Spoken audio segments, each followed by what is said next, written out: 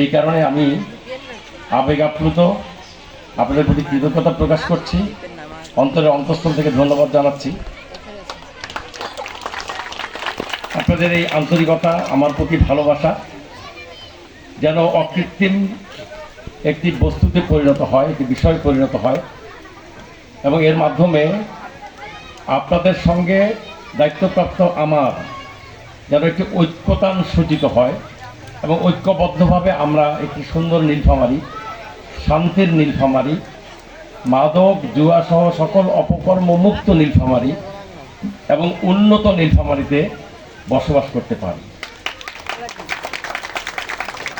আমি আশা করি যে আমার সংক্ষিপ্ত কথায় আপনাদেরকে আমি এই ঐক্যতান সৃষ্টিতে অনুপ্রাণিত করতে পারবো ইনশাআল্লাহ।